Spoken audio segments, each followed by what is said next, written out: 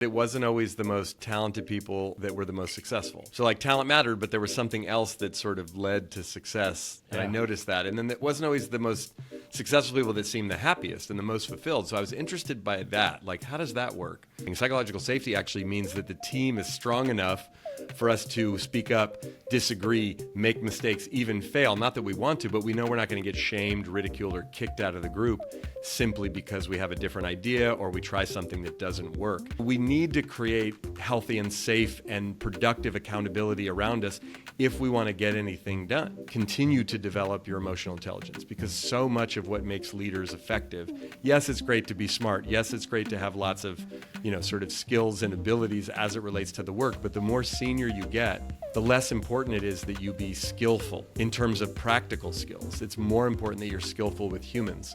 Good morning, everyone. Welcome to another episode of the Tech Leaders Playbook. Today, I'm very, very honored to have my good friend Mike Robbins on the show. Mike is an author, a speaker, leadership expert, and it's all about exploring the power of authenticity in the workplace, the role of trust in high-performing teams, and why embracing our whole selves leads to stronger leadership and collaboration. Mike shares insights from his career working with top organizations like Google, Pixar, Airbnb, and so many more. And he has some awesome books, which I've read. I bought a bunch.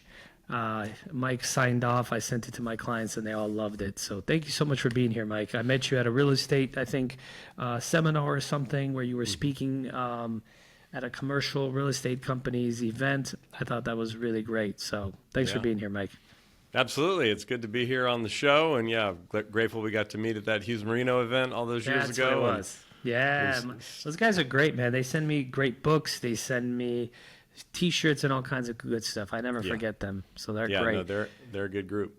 Mike, let's start a little bit with your journey. How did you get to the point where you're going all over the world, talking to people at some of the best companies in the world, and just kind of educating people on being themselves and bringing that authenticity to work, and for leaders to do the same? Like, tell me a little bit how you got into this.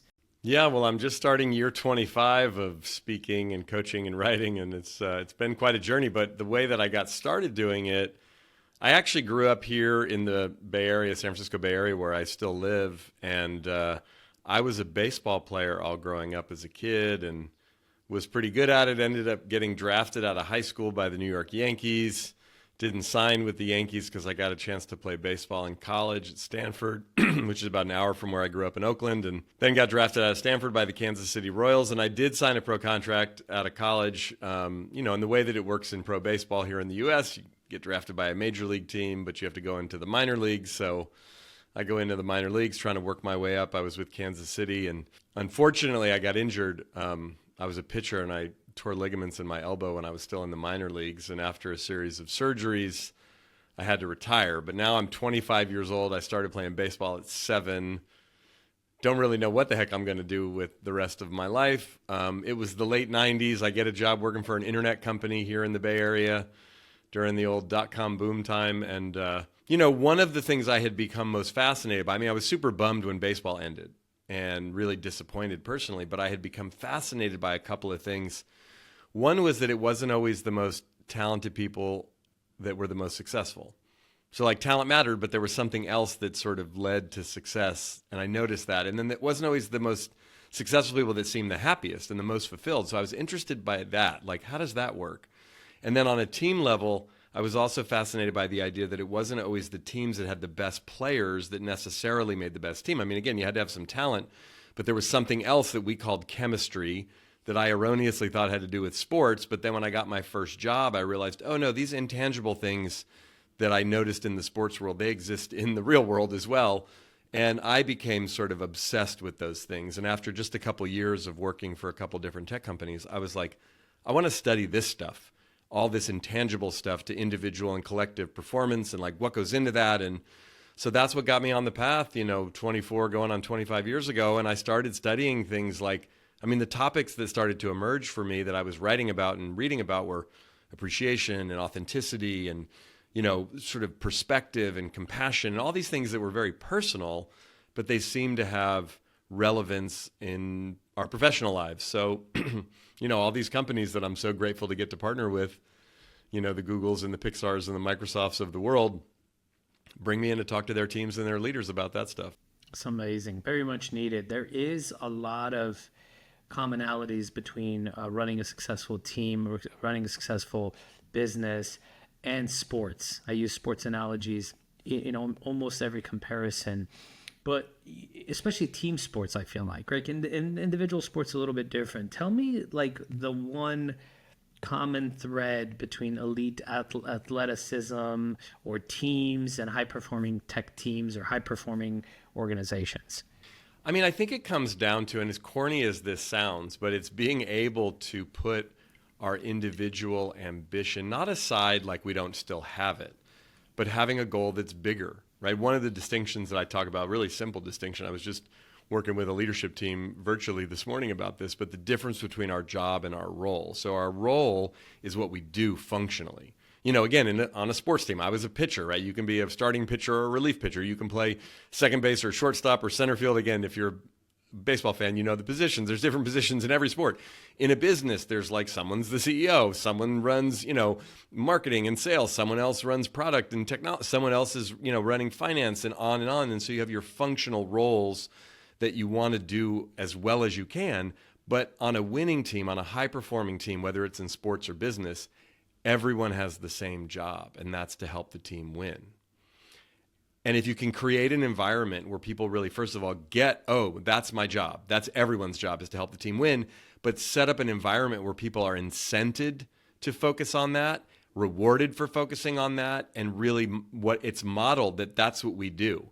We're actually looking for and getting excited about the team winning, not just a bunch of individuals performing at a high level. Mike, it's so interesting because the world is constantly teaching, people, what's in it for me, what's in it for me, what's in it for me.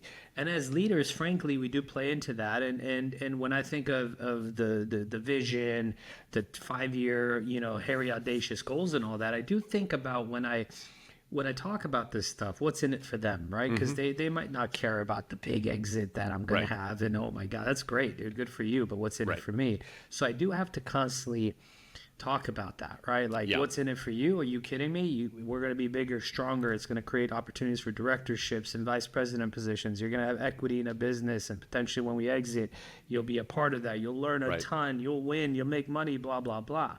But I feel like as an employee, and as a company, I have to constantly remind them team, company first, individual second. And I wonder how people think when you say that, because it's easy to say it, but it's like if they believe in company first or team first, I'm 100% confident that that will translate into them winning, as long as they're the right people, obviously, and as long as I can control some of that. And in my company, I can control almost all of that, right?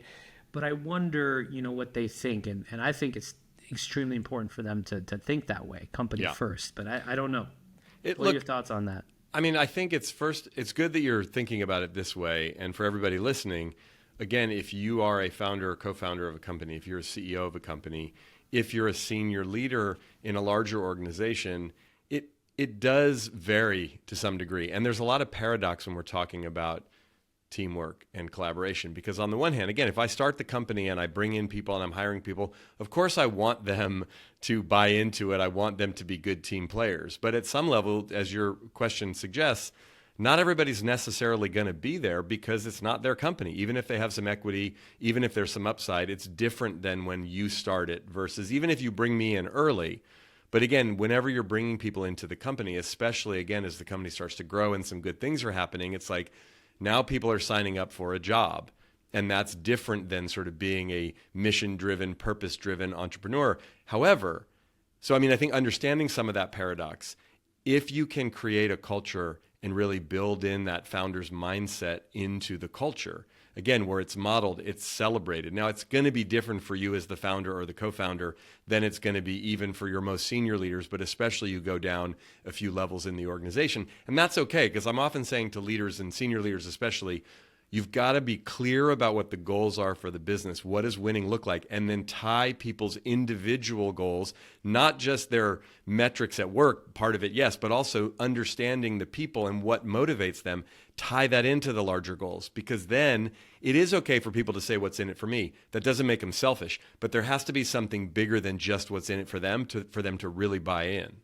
Yeah, that's huge, Mike. And for me, I think finding alignment is huge, right? It's huge because your vision and my vision in a way have to match. Yep. For it to come to fruition and for both of us to win, right? Yeah. So you being, let's say, the founder of a company, and me as a director or someone coming into your company, your vision, I have to believe in it. Right. Two, you have to understand my personal vision, and then we have to find alignment within it. Exactly. And I've found extremely talented people who don't do well, just like they would in a sports organization. Mm-hmm. So if my goal is to come to the Lakers just to, in 6 months to a year, to leave on, like Dwight Howard did, for example, many, many years ago, right. The whole thing explodes, right? Or implodes in this case, because my goal was not what your goal was. Your goal was right. to bring me in to, let's say, replace Kobe Bryant as the face of the organization. This is many years ago. I don't know if you remember. Sure. But my goal was to take it easy, and I couldn't deal with Kobe, so I'm out, right? So we have to find alignment. I mean, we do this a lot with our clients as a technology and go-to-market recruiting consulting firm. Is all firms could find good talent, resumes, and blah, blah, blah. And they could even interview them really well. They can do all the things right. But one of the things we thrive on is finding alignment. Yes. That's why we might spend 2 hours talking to a leader about their mission, their vision, their values, what they're trying to accomplish. And because that's more important than the job description. Yeah. Right. Or sure. keywords or whatever. So cool. Yeah. Let's talk about one of my favorite books, right? This bringing your whole self to work concept. Yeah. Like, what does it truly mean to bring your whole self to work? And how is that a benefit to all parties? Well, I mean, look, I've been studying authenticity for the last probably 15 years. And at its core, bringing your whole self to work is about being able to show up authentically. And look, in the context of the work that we do, in the context of the environment in which we're in, it is, I think it's okay to have some distinction between our personal life and our professional life. That said, the way that we work these days, the nature of, we're working all the time for better or worse. We're connecting with people virtually and in person and at home and in the car and all, right? Feeling like it's okay to be ourselves, to speak up, to let people know what we really think and not to hold back. Now, again, it's often, like a lot of things, easier said than done. And there are some paradoxes to it. Because people say to me all the time, well, it's easy to say, but hard to do, or there's consequences to it, or what if I say this, or what if I do this, or what if I'm from a very different place, or I have a really different background, or the things that I think and believe don't necessarily line up with the people around me. And so at some level, we're also talking about not only individual authenticity, but also collective psychological safety. And psychological safety doesn't mean that no one ever offends anyone and that we can't say anything. Psychological safety actually means that the team is strong enough for us to speak up, disagree, make mistakes, even fail. Not that we want to, but we know we're not going to get shamed, ridiculed, or kicked out of the group simply because we have a different idea or we try something that doesn't work. And so it actually, creating that type of environment takes a decent amount of intention and takes a little bit of time and a commitment by people that they're really willing to speak up and at times say the hard thing that maybe we don't want to say. And I think it's also important for us to humanize our leaders, yes. right? Because I could see on the flip side, it's a very safe environment for employees to say what they're thinking or whatever, but it's also got to be a safe environment for leaders to speak up. Because not always will they be happy with the message they hear. Right. I've found myself knowing if I'm in the right environment, if I have the right team, when they can take difficult messages maturely. Yeah. Right? Exactly. I mean, like really honest, sincere, open conversations where I'm just telling my team, like, hey, this is where we're struggling. We can't keep doing this. And how they react means a lot. Not in the room. In the room, I'm happy to, take the pushback or even arguing or whatever, but the conflict's okay is how they handle that. Do they go and create, drama and they're frustrated or angry or resentful? Are they venting, or are they like, hey, we deserve this, right? Like, yeah, I mean, did he come off beautifully? No, but man, like we needed to hear it. That's how he feels. I feel like a mature team can handle that. Yep. And that's kind of what you're talking about. It's not about walking on eggshells always putting out a portrait of perfection and, saying all the right things all the time. It's just being real, right? Yeah. That's what authenticity is. Absolutely. Yeah, I look at authenticity from this perspective, that the foundation of authenticity is honesty. And then for us to really operate with authenticity, we have to remove our self-righteousness from the honesty and add vulnerability to it. So it is about being real, again, which is often easier said than done, because most of us want to be authentic. We want to work with people and live with people and be around people who are authentic. And it can be tricky. It can be scary, because sometimes our authenticity can upset someone else, or can make us look bad, or can be weaponized back against us. And so that's why most of us have learned how to be socially acceptably authentic, if you will. And in life, we got to be that, right? We don't want to walk around just like upsetting and offending people. And over time, you start to build, to your point, you build more sort of credibility, personal credibility in relationships, so we can have those hard conversations. How do leaders foster that authenticity in their teams? I mean, first you got to start by modeling it, right? So you got to do what it is you're asking people to do. It's like what Gandhi taught us, right? Be the change. So be as authentic as you're able and willing to be, first and foremost. The second thing is you got to make it safe for people to, right? If we say, tell me what you think, give me feedback, let me know what's going on, and then people do that and you get really upset or defensive about it, now you're sending a mixed message, right? It's the whole, people don't use this phrase anymore because it's kind of dated, but like, I have an open door policy, which is basically like, come tell me what you think. Everyone says that, but then sometimes people do come and tell you, and then you get upset or you get defensive or you use it against them. And now it's like, you know what? I'm not going to do that anymore. He said I could say anything. He said I could give him feedback, or she said she wanted to know what I really thought. But when I told her and it didn't align with what she thought, then it was a problem for me. And then thirdly is it's important to celebrate it, acknowledge it. You know what I mean? So again, if we're wanting people to be authentic, we're wanting people to be real, that means even if they have some hard feedback, or even if they come to us and let us know that something didn't happen, right? There's both the outcome, but then there's the willingness for the person to speak up. Think about this in a parenting context, right? Like I have teenagers, and we often say this to our kids, right? It's like, look, we don't want you to do the stupid thing. We don't want you to break the rules, but it's better if you do and we find out that you just tell the truth, because you're always going to get in more trouble for the lying than for the thing that you did. Because I can live with the mistake. I can live with the, right, oops, I screwed this up, Dad, but let me tell you what I did or what happened, or own up to it, as opposed to now I'm lying, the kid's lying, trying to cover their back, and all the things that we all did when we were kids at times.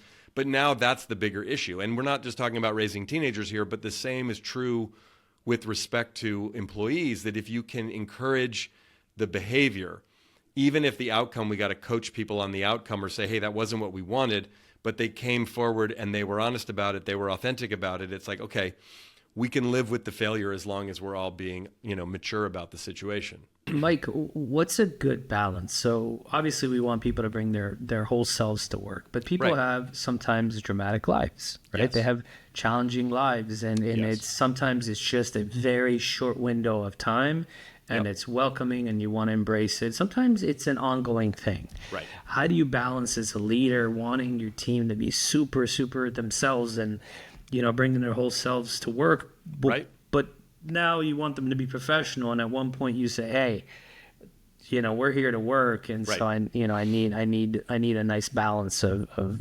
professionalism. I look, it's tricky, right? I think on the one hand, for years and years and years, people left all of their personal stuff at home and didn't bring much of it at all to work, right?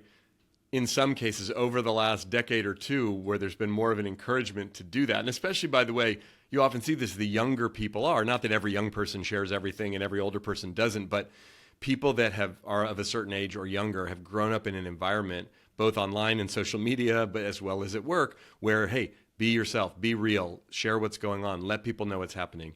There's so many benefits to that on so many levels. And to your point, there are times when it can be taken to an extreme. There are times when it's like, and again, look, if someone's going through a divorce, if someone's going through a health challenge for themselves or someone in their family, if someone's just had a big loss, those are significant. So we want to both be empathetic, but kind of like if someone's sick, right? Sometimes people can be sick and it's like they got the flu, they go home for a few days, they're fine, they come back. Sometimes people are sick and they're sick for a while.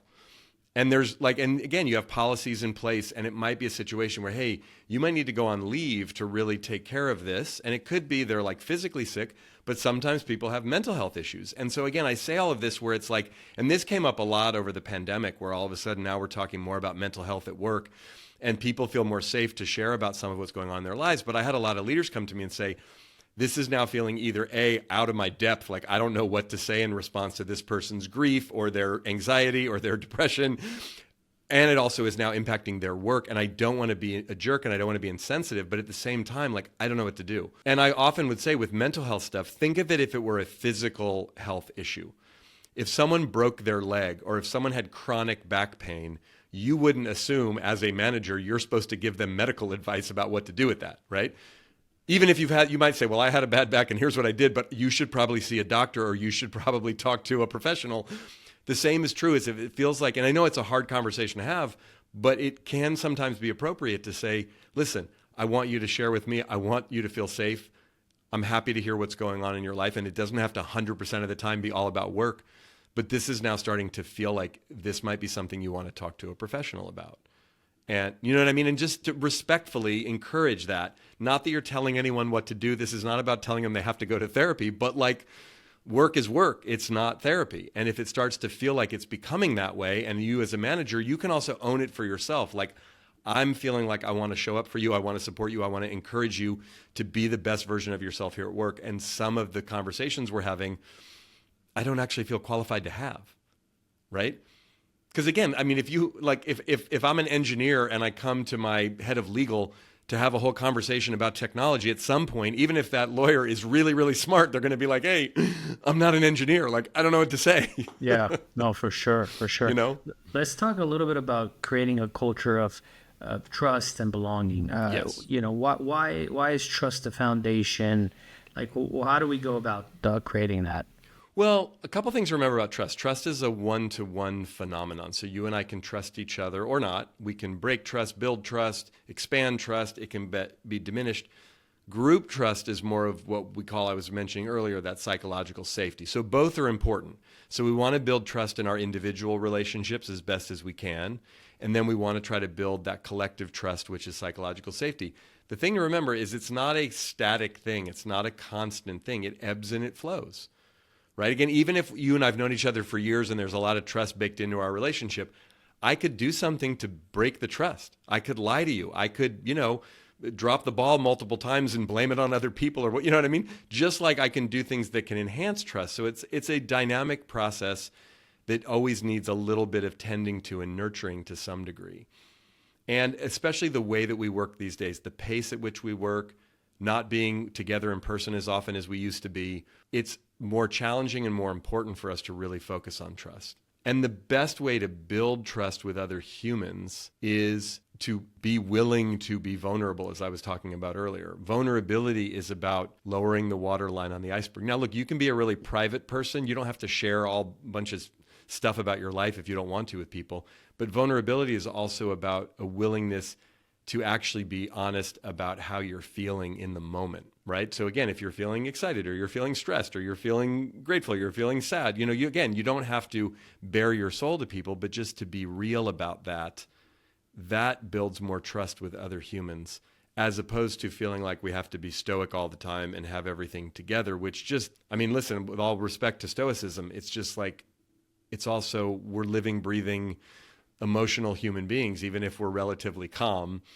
And the more willing we are to be a little bit emotionally exposed with each other, that actually builds more trust and connection. And I think one thing we forget about is the kind of influence we have on our team as leaders. Right. Right. And the impact of us being weird for a month and what it does to them. And they start filling in the blanks, right? Right. So for you, it could just be, look, you're dealing with someone's ill in your family and you're trying to deal with it and you're just not in the mood to be rah-rah. But to them, oh my God, he's checking out on us. He's selling the company. Why is he being this?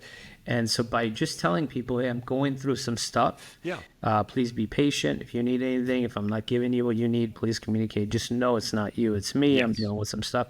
Man, there's just like a okay. Yeah. All right. So now we know. right? I think that's huge. Exactly. And look, it's tricky, right? Because it could be something really personal, really sensitive. You could be a very private person. I don't want to share all my business with everybody. Yeah. However, to your point, if you don't communicate with people, they will make stuff up. And oftentimes, again, as a leader, they will make up the worst case scenario. He hates me. I'm going to get fired. He's going to sell the company and the whole thing's going to go away. Whatever it is, fill in the blank, right? And again, most of the time, that's not true. It's not even close to true. Again, I often will say to people aren't usually responding to you as much as you think, right? It's just like when we worry about what other people think about us a lot, which we all do to some degree, it's important to remember, I love the saying is you wouldn't worry so much about what other people think about you if you realize how little they actually did, which really means they're thinking about themselves. They're caught up in their own, not selfishly, but just like that's how most people operate. Even the best, most sort of servant and selfless leaders are often thinking about themselves or the things that they're responsible for. But to your point, if you can give people a little bit of a heads up, both personally, but also just sometimes there's stuff going on in the business. Most businesses run in certain cycles, right? And there are times when things are more stressful and at times they're a little less stressful. And not like it gives you an excuse to be a jerk or be disengaged or disconnected.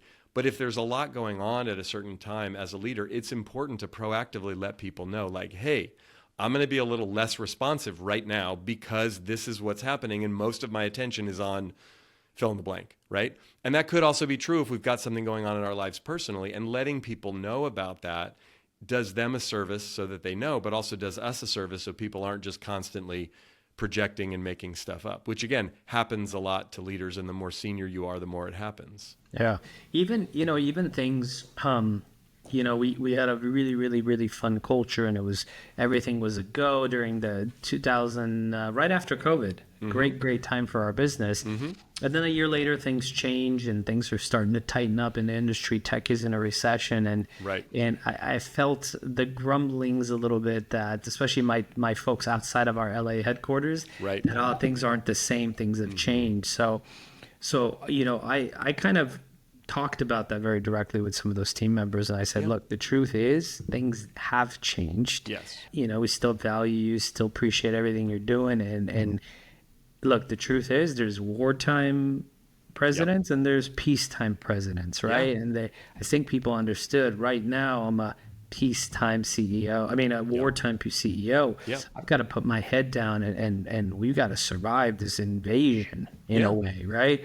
And I think it was kind of cool because people rallied around the message that, oh shit, okay, like this guy's, if he's a good leader, we're going to get through this. But I guess we're in a war. I didn't know we were in a war. Right. And that was huge, man, because now that we're coming out of the war and, we can breathe a little bit, that's been huge. But Mike, one thing that I learned from Steve Kerr, which you're I'm sure a fan of, is they said, hey, man, when you were winning a championship team, I understood you had this incredible culture. Music and the kids were around and you were having a good time. But you guys are below 500 and missed the playoffs. You guys were pathetic. Why is it the same energy? And and basically his message was, I am keeping the same culture because it worked. Just because we're losing right now because of injuries doesn't make us now just going to be angry all the time and say, no, your kids can't come to practice, and no, you can't listen to music anymore, and no this, no that. We're not those people anymore. So I try to maintain the balance of let's still have fun, let's still smile, let's still tease each other, let's joke, man, like, life is short. At the same time, hey, heads down, focused, survival, and invasion is here and we've got to fight it off. So well, and I think to that point, look, I mean, I get the question all the time, some version of what comes first, the culture or the performance, and which drives which. And I think it's a bit of both, because the truth of the matter is, and I agree with Steve Kerr, I'm a huge Golden State Warriors fan, born and raised here in the Bay Area, but like, look, you've got to build a certain culture with an expectation of success with, hey, we're going to do things a certain way. These are our values. This is how we operate.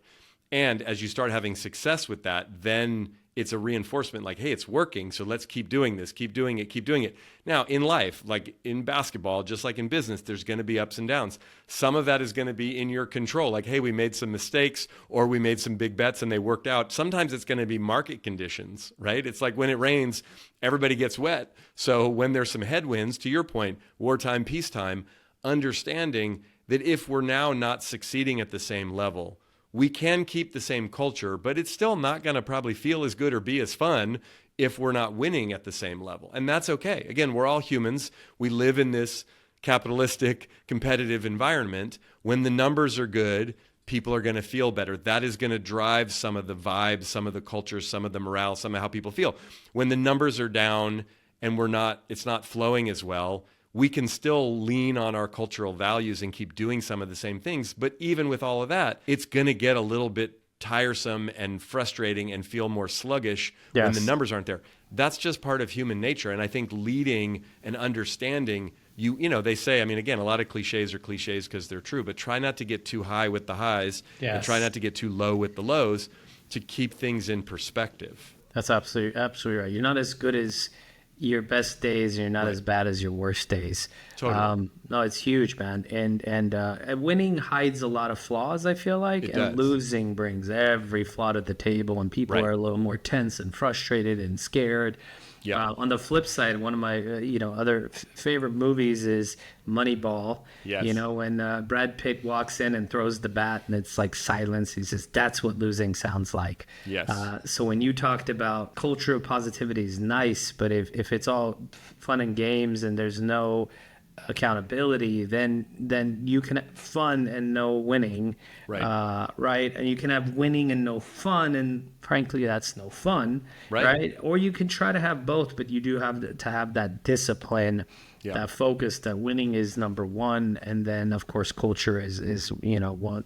Also number one. Yeah. I mean, again, they both feed off of each other. And I do think, look, there's a way in which we can go too far in the direction of positivity. Like we call it toxic positivity. That's where it's like, rah, rah, isn't everything great? When it's not, because people then it loses its credibility. Of course. So you can be consciously positive. You can consciously look for the opportunity, but you got to tell the truth about what's going on. Back to your question earlier about what can leaders do to foster more authenticity or even more trust is tell the truth. Right? If the business is struggling, talk about it. You don't need to obsess about it. You don't need to over dramatize it. You don't need to be hyperbolic about it, but like, hey, it's not going well right now. We're not having a good month. We're not having a good quarter. I always like to think about the difference between the scoreboard and the game, right? The scoreboard tells the story of what's happening on the field or on the court or whatever sport we want to use, but it's not the game. It's just the scoreboard. But it matters because like if we look up and go, wow, we're losing by a lot. Right? You and I are recording this and the Super Bowl just happened. It's like that was a blowout. Yeah. It's like, okay, that doesn't take away from the fact that the Kansas City Chiefs are an incredible football team and have had an incredible run over the last several years, but they got blown out in the Super Bowl. Oh. Right?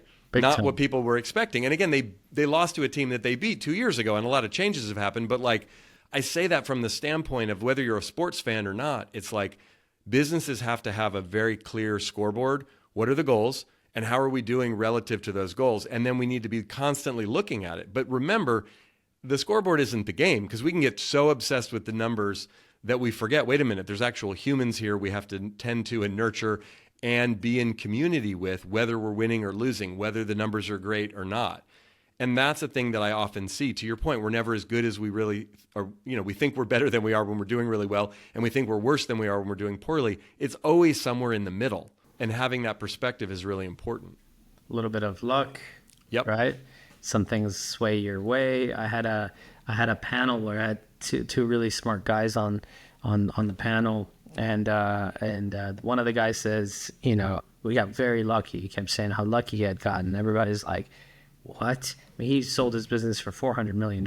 Nobody would ever call that luck. And so many people walked up to me at the end that were like, that one sentence from Tony was everything. It was very cool to have him like admit that there's luck behind it. Now, for me, he made his luck, but still, you have to have some good decisions, some luck in hiring the right people, being in the right place at the right time, but there is some luck involved even in that. You know? And again, the cliche about luck is it's also about preparation meeting opportunity. And I do think if most of us, everyone listening or watching us right now, if you think about the most positive things that have happened in your life, in your career, up to this point, for you personally, collectively, when you've been parts of teams or groups, there almost always is some luck involved, right? There's some, like when you really break it down, that doesn't take away from the effort, that doesn't take away from all that went into it, but like, oh yeah, this thing happened and it was the right timing, or we got a good break, or the conditions were such, whatever it is.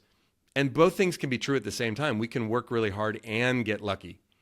Absolutely. And so again, if you think about preparing, or, again, another cliche, it's like, it took me 20 years to become an overnight success, or whatever people say. It's like those things in those moments, even when you have a big breakthrough moment in your life or your career, a company has a big breakthrough, you realize it's not usually that moment of the breakthrough, as awesome as that is. It's everything that led up to that moment, even some of the failures and the pains and the disappointments.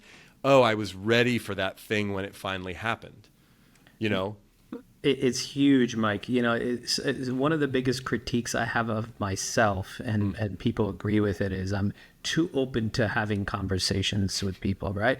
Because I need to be focused. But sometimes I'm willing to have conversations, and in the moment I'm like, why did I just sign myself up for this? But if I look at a handful of my best clients or employees that I've hired, came from that open-endedness, right? If you really think about it, for one of my former directors, who was amazing for many, many years, he was referred by a former employee, and he didn't even know the guy, and his profile wasn't even good. But I took the call because it was a referral.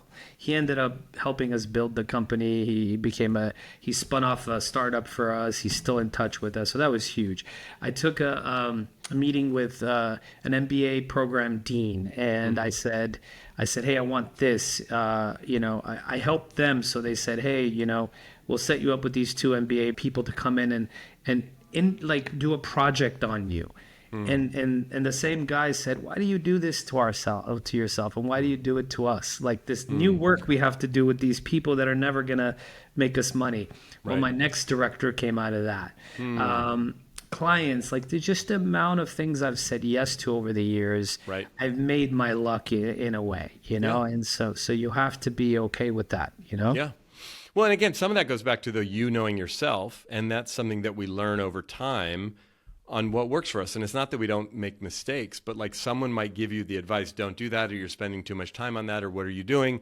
And like sometimes you might take that advice and it could be helpful, but other times, without being arrogant about it, we all have our own sort of idiosyncratic ways we operate. And there's certain things, like if I tried to operate like you, it wouldn't work. But I might be able to learn things from you and borrow some of it and go, ooh, I could take that or that. But at the same time, that goes back to the whole bring your whole self to work. I wrote another book years ago called Be Yourself, Everyone Else Is Already Taken, which is basically this idea brilliant. About, it's a great quote from Oscar Wilde, but it's like, hey, there's something unique about you. And that was, again, that book was about individual authenticity in life, whereas Bring Your Whole Self to Work is more about showing up at work authentically. But at the core, it really is about how can we honor and value who we are, learn from everyone around us and pick things up along the way, but remember that there's a unique expression that each of us have. And this is another paradox with individuality and teamwork. It's like we want the people on the team to be their own unique selves. And then we want the team to collaborate together, not that we all have to have the same ideas and the same personal values, but then we leverage each other's strengths and kind of bring that symphony of difference together. And then the whole that's created is better than the sum of the parts.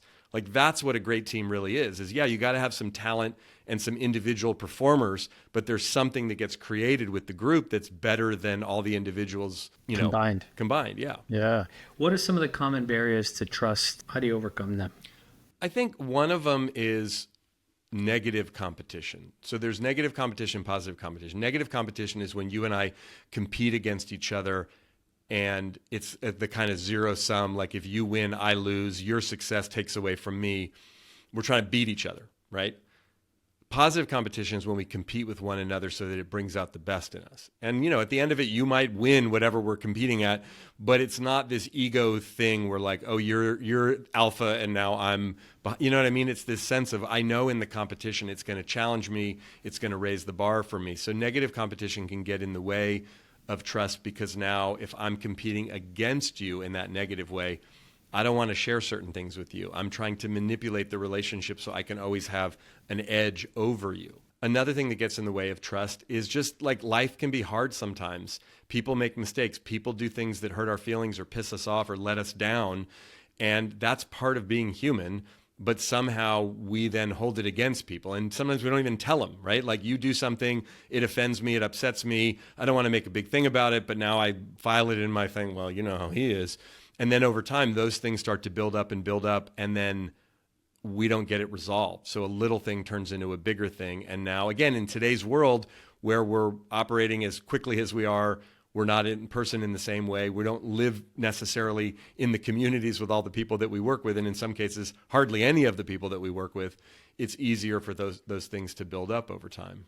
Yeah, I think we have to get back to, being able to challenge each other and having healthy conflict too. Yes. Right. Again, people in relationships think it's either perfection or I don't want to deal with you. And then they're learning passive aggressive behaviors, passive aggressive communication. So I think it's very, very healthy to have conflict, to disagree, to argue, to bring up your frustration and all that as well. Tell me the difference between, or the kind of intersection of having psychological safety at the office, at the work, at the company, but yet having that accountability we talked about. I feel like that's huge. Yeah. Well, and I actually think effective accountability is way easier and more effective when there is that psychological safety. Because again, remember, what's psychological safety? Psychological safety is that group trust, that knowing that I'm not going to be shamed or ridiculed or kicked out of the group simply because I made a mistake or I have a different idea or I took a risk and it didn't work out.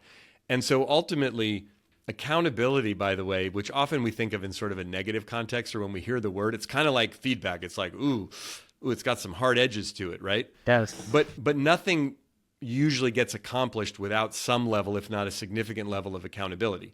For us as individuals, for us as teams, especially stuff that's hard, right? It's like if you just said, hey, everybody, go sell as much as you possibly can. Well, without a goal and without a deadline and without some way of someone checking in, what does that mean? Well, I sold 100. How many did you want me to sell? I wanted you to sell 1,000. And you're like, oh, I didn't know. You know what I mean? So it's like accountability orients us, right? Like I sometimes use this as an example, not to brag about it, but just more because I'm sort of surprised by myself. Like I don't love to write and I tend to procrastinate when I write. And I've written 5 books. And when people often ask me, like, how have you written 5 books? My first honest answer is like, I'm not exactly sure, to be honest with you. Like, I don't really remember. But the thing that I know that was necessary is I had accountability. I had an editor and a coach and people who I was making commitments to, and they were holding me accountable to those commitments. It's not that I never missed a deadline. I did. But I had that accountability in place for both for the feedback, but also knowing that if I just decided I wasn't going to finish and I was going to hide under my desk and hope nobody noticed, that wasn't an option. And so we need to create healthy and safe and productive accountability around us if we want to get anything done, right? I mean, it's like, again, let's just say I want to get healthier. I want to eat healthier. I want to exercise more. Well, sometimes you can use your own willpower to do that. And we've all done that.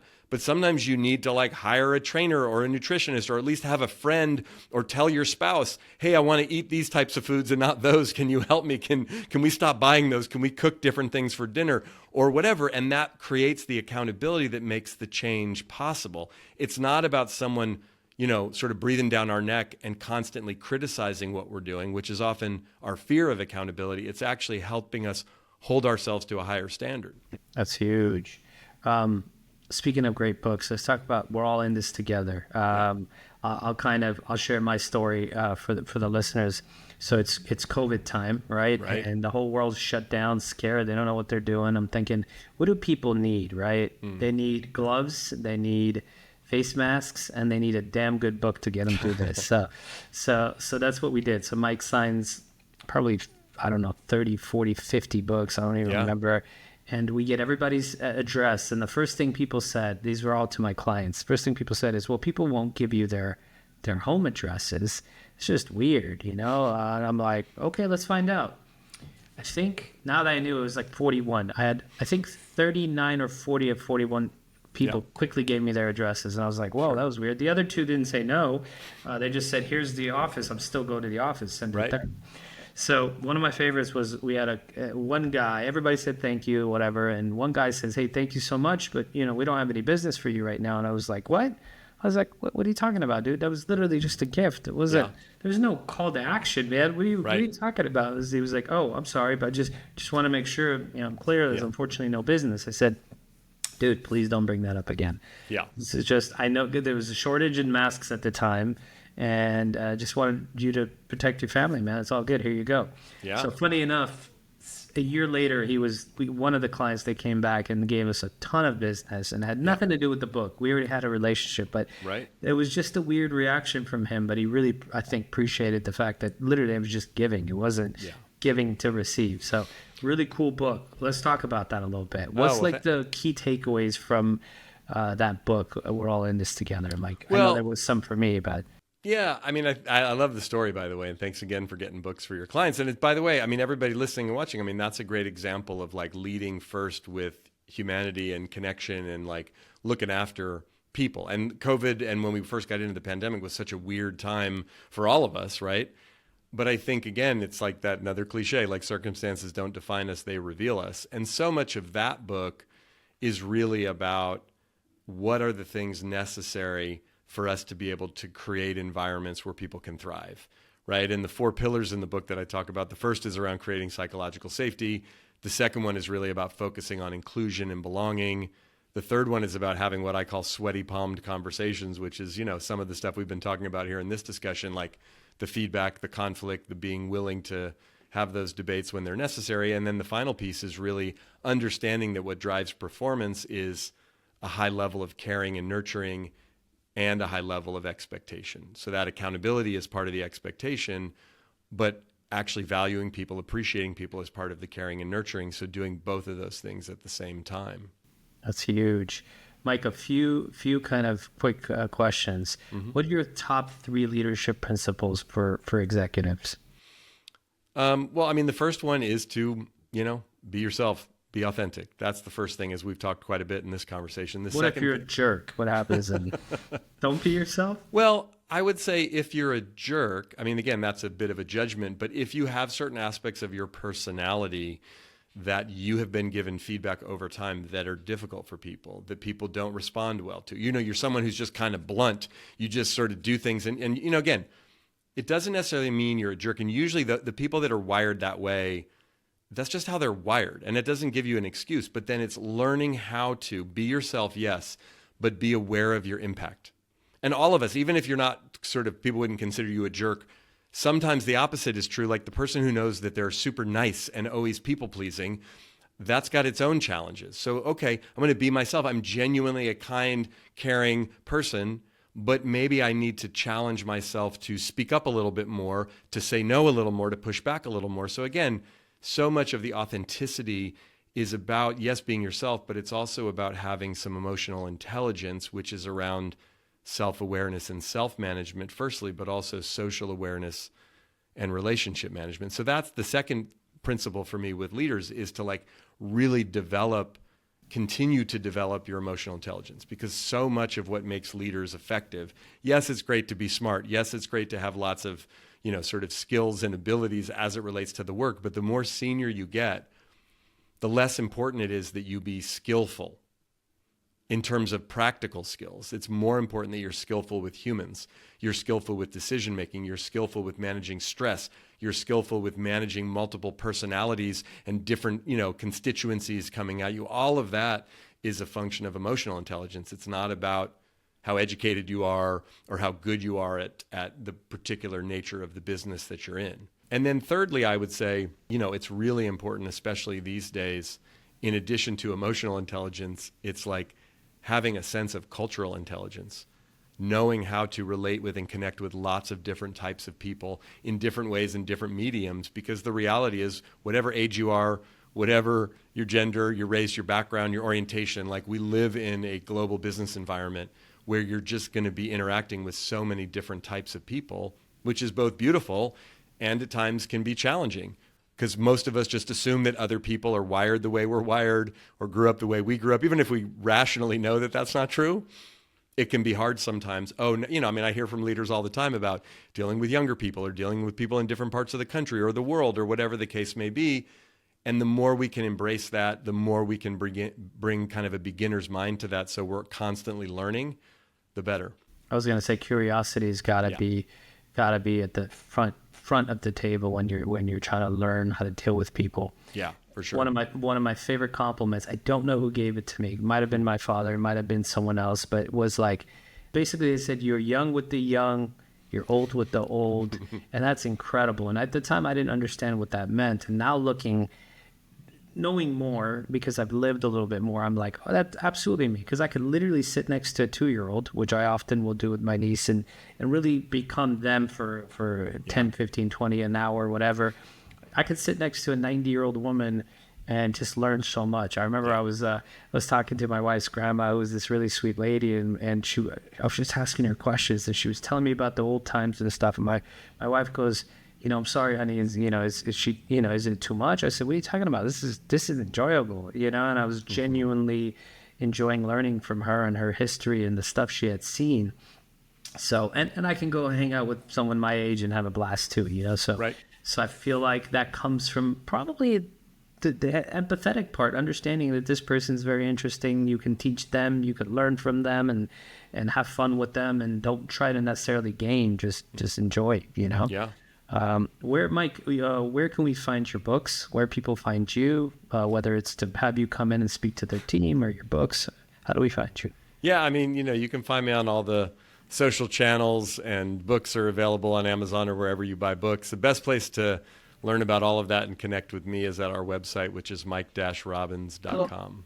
Yeah, and don't forget to check out this episode, and hopefully 2 to 3 weeks it'll go live, and hopefully you've learned a ton from Mike. And Mike, for me, this is a topic that could easily be fluffed, and I feel like you're one of the very few people that could talk about empathy and could talk about trust and emotional intelligence while not losing fact on reality, because life is tough and business is tough, and winners want to win, and they don't want to be held down by fluff.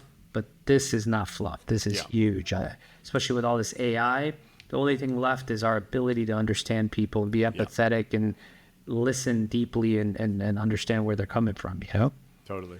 Any last final thoughts for our audience, Mike? No, I mean, I think so much of what we're talking about really does ultimately come down to both trusting ourselves and being interested in other people, right? And you mentioned curiosity just a moment ago too. Like if we bring all that together, a trust in ourselves, an interest in others, and a genuine curiosity, like to me, with all the change and disruption in AI and everything, and who knows what comes around the next corner, like those things to me are essential for leadership and life in today's world and as we move forward.